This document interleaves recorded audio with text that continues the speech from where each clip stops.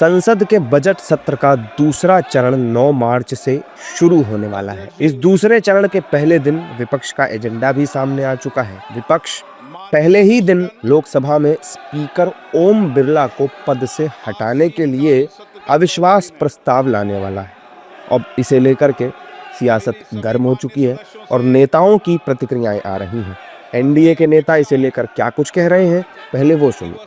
देखिए, सिर्फ राहुल बाबा के हट के कारण पूरे लोकसभा राज्यसभा की जो कार्रवाई है वो बाधित हो रही है। मुट्ठी भर कांग्रेस सांसद बचे हैं साहब, और वो पूरे लोकसभा और राज्यसभा को ब्लैकमेल करना चाहते हैं, सदन की कार्रवाई बाधित करना चाहते हैं। बहुत दुर्भाग्यपूर्ण है। और राहुल बाबा जब एक सैन्य अधिकारी की तथाकथित जो अप्रकाशित पुस्तक है उसके अंश को बता रहे थे जिसमें ऑपरेशनल डिटेल्स है, तो ओम बिरला साहब ने इसकी अनुमति नहीं दी, जो बिल्कुल उचित था। तो इसके लिए हंगामा क्यों मचाया साहब? देश के विरोध बात करेंगे तो आपको लोकसभा के स्पीकर रोकेंगे, और हमें कोई इस नो कॉन्फिडेंस मोशन से कोई खतरा नहीं है। और सरकार बहुत ही कंफर्टेबल तरीके से, और ओम बिरला जी ने भी सुचिता का उदाहरण दिया है, अपने आप को पूरे तरीके से कार्रवाई से हटा लिया जब तक इस पर वोटिंग नहीं हो। लोकसभा में देखिए, विपक्ष के लोगों में कोई नैतिक बल ही नहीं है कि सरकार के खिलाफ कुछ बात करें, इसलिए कि सरकार सही काम करती है उसकी भी लोग आलोचना बेवजह करते हैं। सरकार कहीं गलत करे तो जरूर विपक्ष के लोगों को आपत्ति करनी चाहिए, लेकिन सरकार कहीं अच्छा काम कर रही है तो विपक्ष का दायित्व है कि सहयोग भी करे। तो विपक्ष को इन सब बातों से कोई लेना देना नहीं है, इसलिए इस तरह का मुद्दा उठाते हैं। सवाल है, अराजकता बर्दाश्त नहीं किया जा सकता है।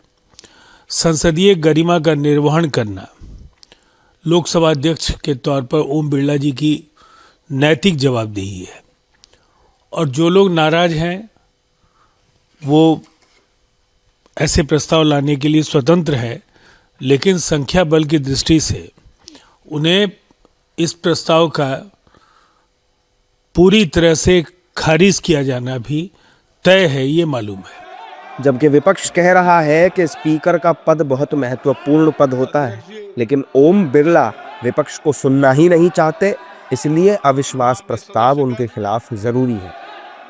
सोमनाथ दादा ने अपनी प्रतिबिंब और के लिए, अनुशासन के लिए अपने दल तक को त्याग दिया। दल ने उन्हें निकाल दिया था।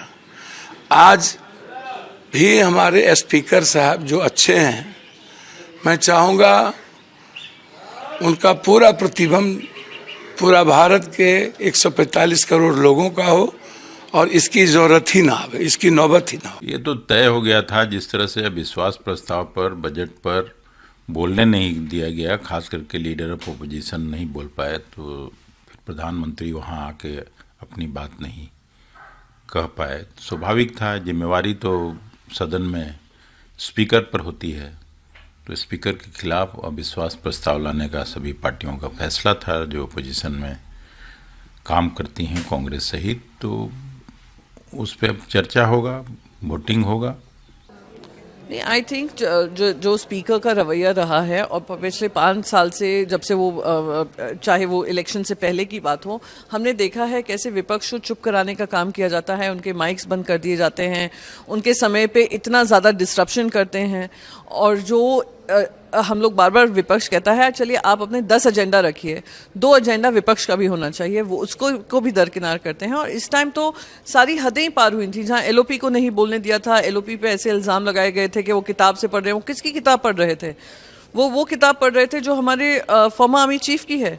पाकिस्तान के आर्मी चीफ की नहीं पढ़ रहे थे, इंडियन आर्मी चीफ की पढ़ रहे थे। उनको उन पे इस तरीके के एलिगेशन लगाए गए। तो ये जो माहौल बन गया था, इसलिए वो नो कॉन्फिडेंस मोशन आया था। एंड आई एम होपिंग कि वो फर्स्ट डे ऑफ पार्लियामेंट में इंट्रोड्यूस होगा, और फर्स्ट डे ऑफ पार्लियामेंट में इस पर चर्चा होगी। दरअसल कांग्रेस सांसदों की ओर से स्पीकर को पद से हटाने के लिए प्रस्ताव के नोटिस में विपक्ष की महिला सांसदों के खिलाफ अवांछित आरोप लगाने से लेकर विपक्षी सांसदों को पूरे सत्र के लिए निलंबित करने तक तमाम मुद्दों का जिक्र किया गया है। इस प्रस्ताव में विपक्षी सदस्यों की ओर से स्पीकर के व्यवहार पर सवाल खड़े करते हुए सत्ता पक्ष के सदस्यों को फेवर करने का आरोप भी उन पर लगाया गया है।